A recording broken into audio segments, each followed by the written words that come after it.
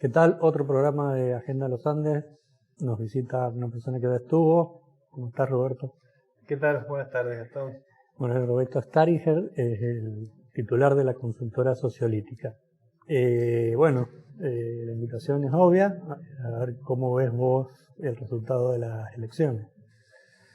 Bueno, con cierta sorpresa dentro de la expectativa que había, desde el punto de vista que como que la disyuntiva iba por cuál de las ideas, cuál de las emociones un poco iba a prevalecer sobre las otras, ¿sí? El miedo o la bronca o el enojo.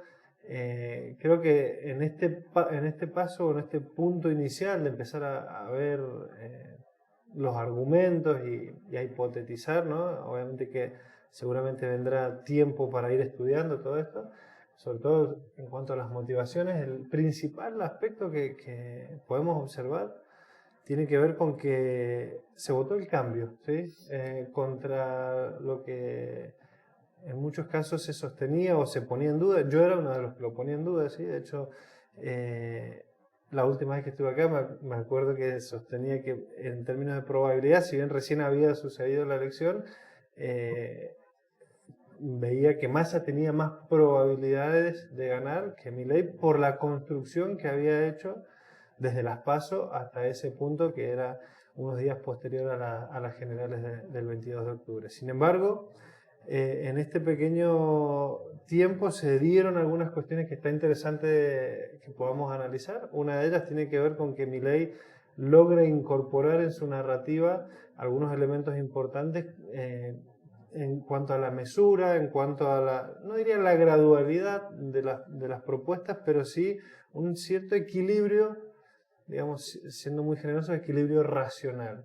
Frente a eso, Massa continúa en una narrativa un poco que la pudimos ver mucho más sintetizada en el debate, ¿no? De atacar al rival, en este caso Milei, poniéndolo en el lugar del loco, del desequilibrado, tratando de provocar ciertas cuestiones que hoy con el diario del lunes vimos que no surtió el efecto. Y el mendocino, el argentino, se cansó de...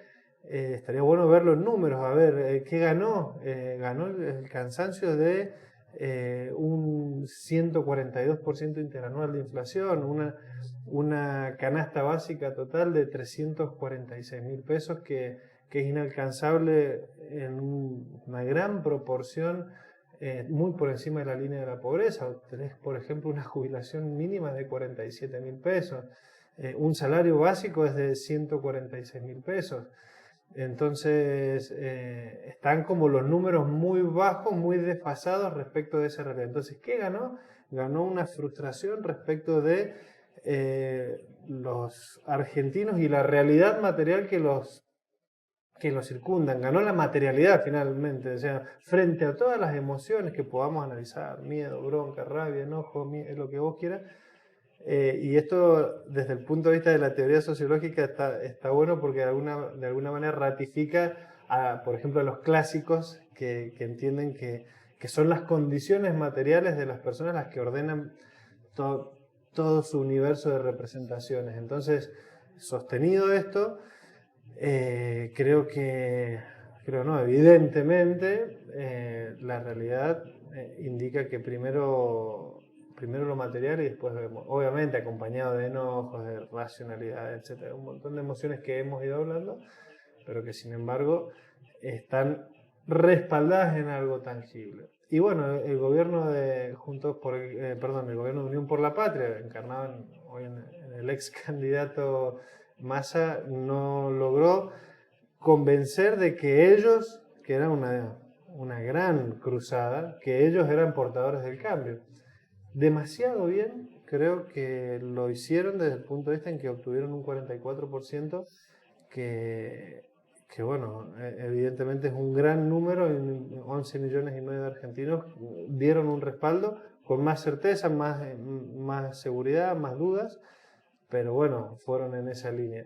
Y bueno, Javier Milei en esa mesura un poquito ficcionada, yo no creo que vaya a ser del todo así, creo que se vienen tiempos de crisis, serias. Creo que se vienen unos momentos de shock, enseguida podemos hablar de eso también, bueno, va a ponerse complicada la situación social, el humor social y la tensión sobre todo en muchos aspectos. Esperemos equivocarnos, pero bueno, hay varios indicadores que esta vez sí el gradualismo de ese cambio no sería tal y bueno, debieran esperarse cambios significativos. Así que bueno, hay un montón de analizadores en ese sentido para ir pensando, pero firmemente creo que son las dificultades materiales las que empujaron a eso, encarnadas en un concepto muy bien logrado, que sabemos que es el de casta, y bueno, muy bien trabajado desde hace ya casi 2 años por el actual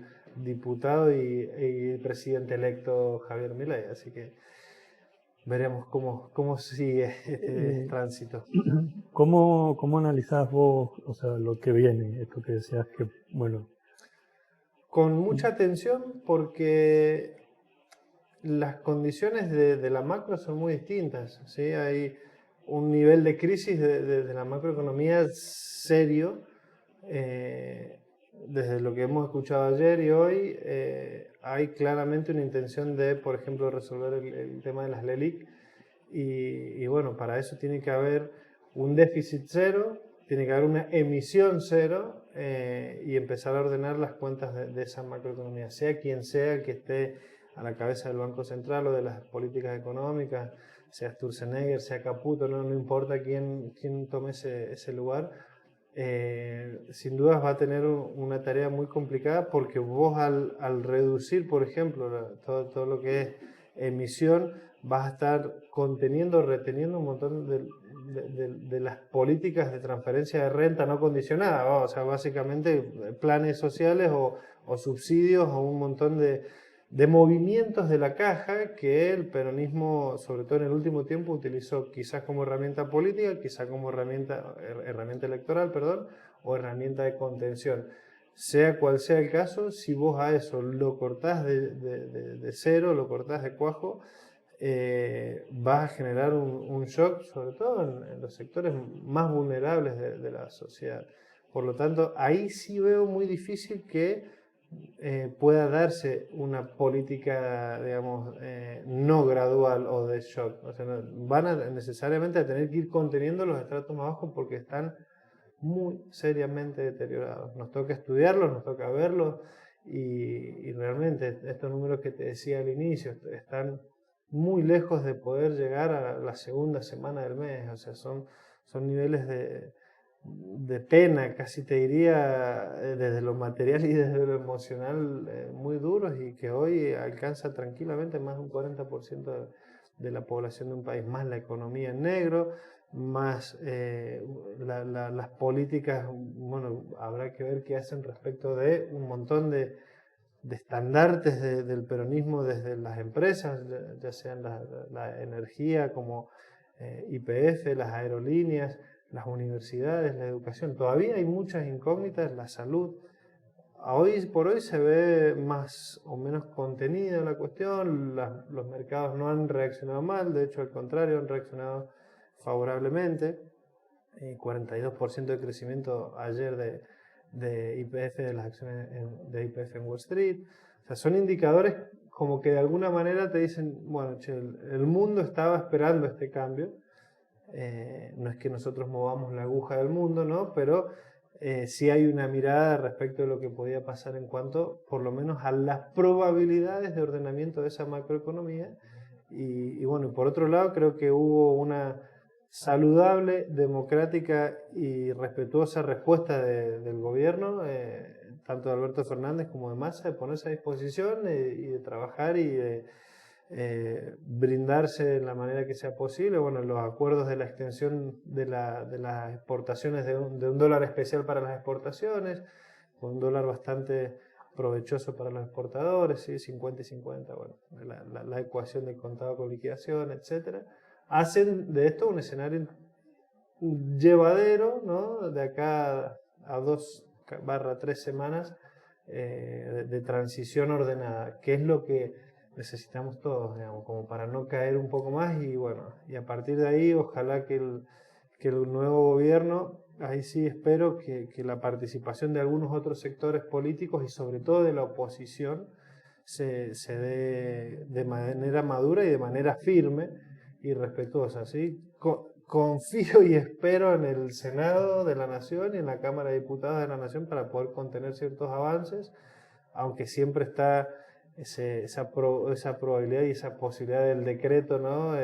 Como por ejemplo que ya dijo Milei respecto a la ley de alquileres y cuestiones por el estilo que te hacen un poco dudar y tambalear en esa valoración, a ver cuánto habrá de respeto por la institucionalidad y la democracia desde el punto de vista de que hoy por hoy la libertad de avanza tiene una minoría significativa, o sea, si bien no son pocos, 38 diputados y 7 senadores, o sea, en la Cámara de Diputados no llegas a un 15% de representatividad y en senadores no llegas a un 10%, o estás ahí cerquita del 10%. Por lo tanto, bueno, esto va a exigir alianzas, acuerdos, consenso para que esa gobernabilidad sea posible y sea efectiva y nuevamente seamos los argentinos los beneficiarios de ese posible cambio. Lo veo quizás a un punto algo utópico, es quizás una expresión de deseo. No soy tan optimista de que eso suceda rápidamente, pero espero que haya la madurez suficiente como para que eso suceda. Bueno, y hay una cuestión clave, porque bueno, claramente Juntos por el Cambio, aunque les cueste admitirlo a algunos dirigentes, ya el certificado de función lo tiene. El PRO claramente está alineado con la Libertad Avanza. Bueno, Carrió anunció que se fue de Juntos por el Cambio. Lo clave es que va a ser el radicalismo, ¿no? Sí. Que viene hasta acá desdibujado, no por los últimos 2 años, sino, no sé, el último candidato a presidente que puso el radicalismo, ni nos acordamos. Pero además, bueno, como muy furgón de cola del macrismo, ahora hasta le ha cuidado los votos a Milei. Bueno, es raro, por lo menos de lo que se ve. Han sacado un comunicado diciendo, bueno, sí, lo que necesite estamos. Pero también es clave la elección que va a haber, ¿no? Para presidente del radicalismo, que hasta acá parece que es o Valdés o Lustó. Bueno, hablé mucho. No. ¿Cómo lo ves vos? Mira, volvemos al plano de las fuerzas opositoras. Creo que es una oportunidad para reconstituirse. Si bien tienen sus fracturas internas, el apoyo de Morales a Massa termina saliendo mal.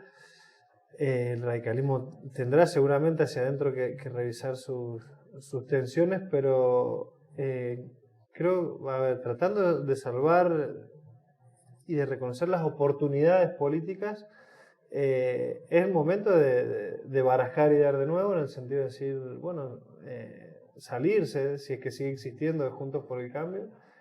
Yo creo que ya está un poco planteado el escenario como para que eso tome otra forma.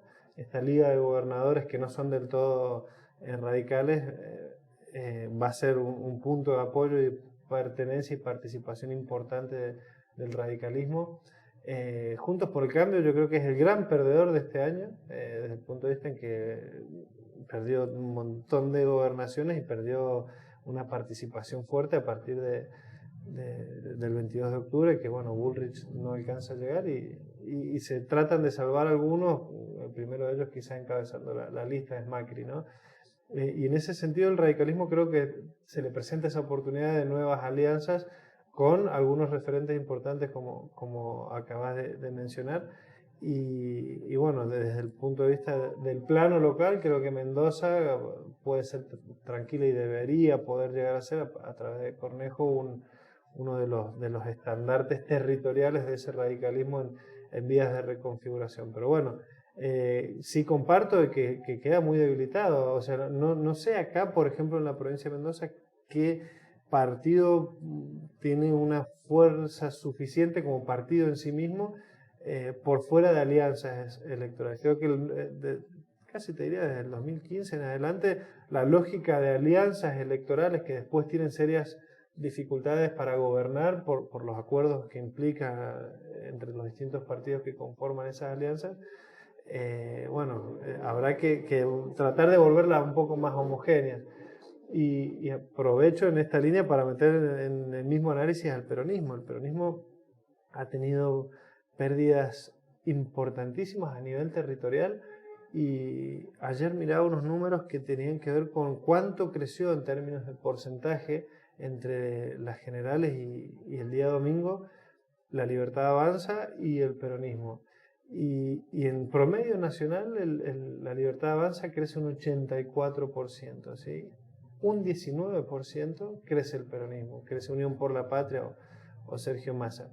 Y ese no es el dato general. Hay lugares donde se da una tendencia bastante obvia, una exagerada, como en Ciudad Autónoma de Buenos Aires, que la Libertad Avanza crece un 180%. Por ejemplo, acá en Mendoza crece un 66% respecto a eso. Pero eso no es el indicador.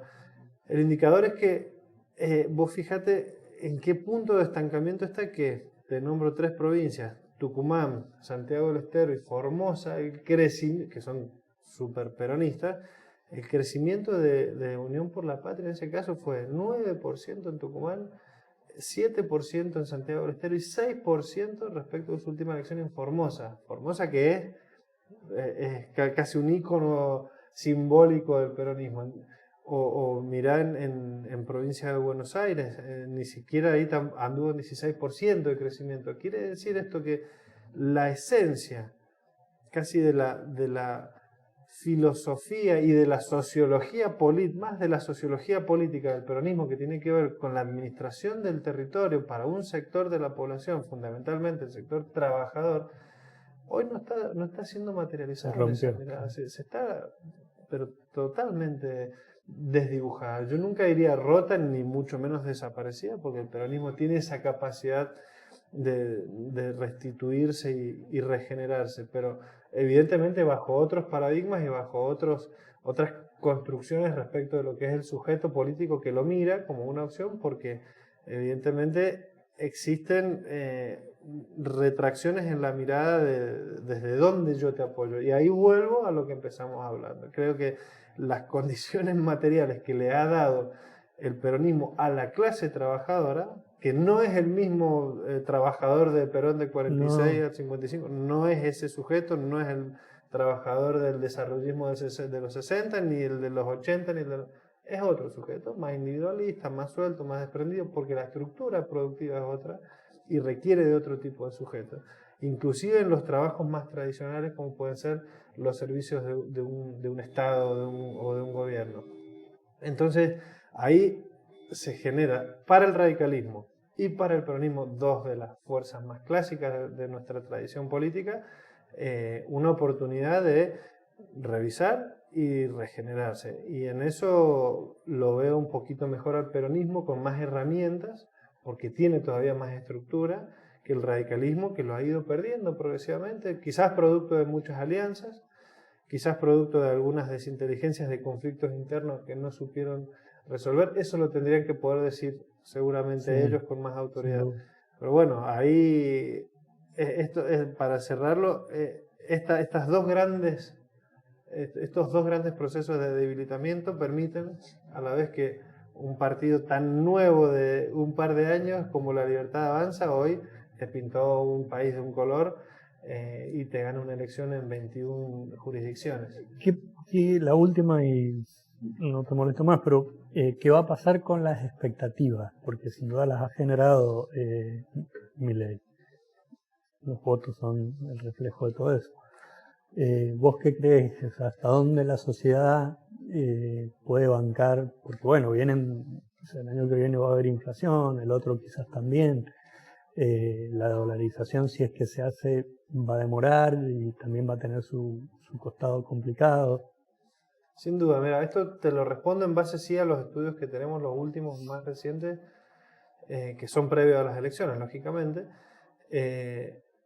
Están esperando que cumpla con la promesa de cambiar, ¿sí? Por eso te decía, gana la idea de cambio, y si ese cambio implica cierto dolor, cierto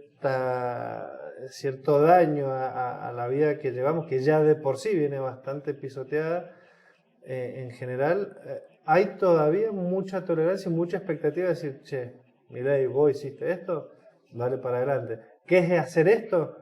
Vamos a ver si puede, porque ahí empieza a jugar un mapa de poder que está plagado de empresas, gremios, sindicatos, los mismos políticos que tienen sus vinculaciones con poderes mediáticos. Es una red del poder, no es que llega una persona y dice, bueno, ahora vamos a manejar esto de esta manera y se resuelve.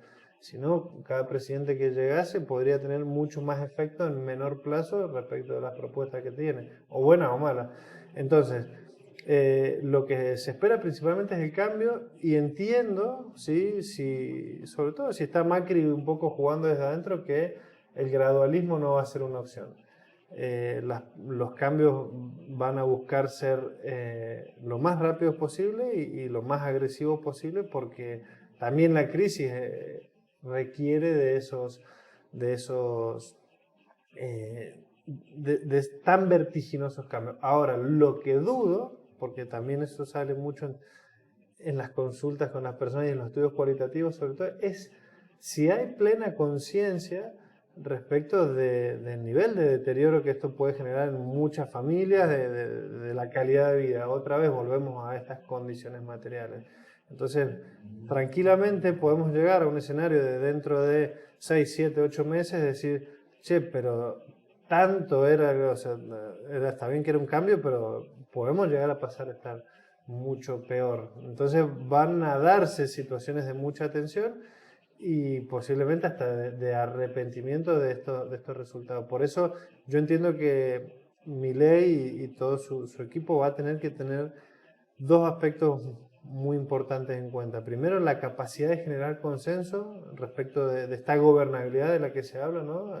Consenso político, respaldo, y ahí entran muy fuertes los gobernadores, porque los gobernadores y los intendentes van a ser la red de contención de estos cambios de las políticas, fundamentalmente las económicas, y después una capacidad de lectura estratégica, de decir, bueno, ¿por dónde empezamos? Porque necesariamente van a haber...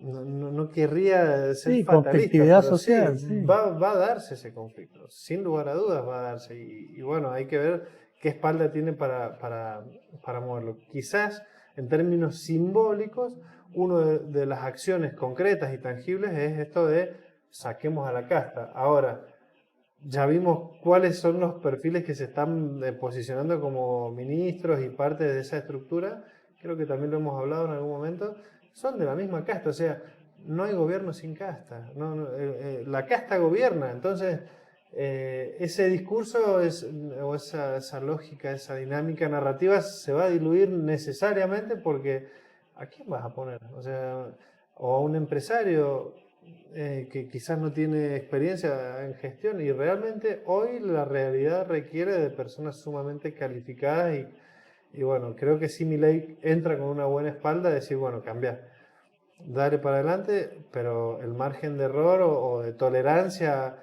va a ser bajo. Macri fracasó rotundamente en eso, él dice que es por el gradualismo que intentó, pero ya tenemos una gran desilusión, y otra vez lo que mandó en ese caso, por eso gana Alberto Fernández en el 2019, es que las condiciones materiales de la gente hacia allá el 2018 eran casi trágicas. Por lo tanto, si no logra mejorar los indicadores del macroeconómico y a través de eso estabilizar el ingreso respecto del costo de vida, por lo menos para las familias promedios de la Argentina, no va a haber quien lo salve realmente, porque ya no hay tolerancia. Quien vino a prometer cambio, que cambie, simple. No, claro, pero corto para como que bueno, el cambio real del metro cuadrado, ¿no? Absolutamente. Va a demorar. Va a demorar mínimo, 2 años. siendo optimista, 2 años. Entonces, y mientras tanto es mucho dolor, porque a ver, se acaba un subsidio no te subsidio más la luz. Bien o mal, es otra discusión. Y además te lo va a aumentar.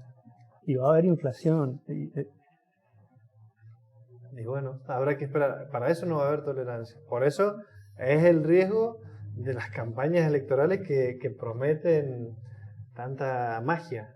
Sí, un poco fue lo que conceptualmente no pudo en casi ningún momento Milei aclarar cómo iba a ser las propuestas que ya está, cayó por su propio peso el tema de la eliminación del Banco Central, al menos como bien perfectamente decía, en el corto plazo de dolarización, etcétera.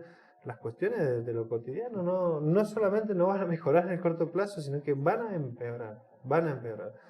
Otra vez, habrá que ver si alguno de los indicadores mejora o al menos que se estabilice y decir, bueno, seguiremos sufriendo. Hay inclusive, te digo, una predisposición, sigo bancándome un sufrimiento, un dolor, un daño, pero no más, no hay más margen para incrementarlo. Y bueno, y ahí se verá cuál es la capacidad de reacción de la gente que no tiene más tolerancia. Y bueno, se agotó. Esperemos por el bien de todos que sea lo mejor posible y que logren sus resultados. Ya está. Ya sabemos quién va a presidir la Argentina, ya sabemos cuáles más o menos son sus políticas, sus ideas.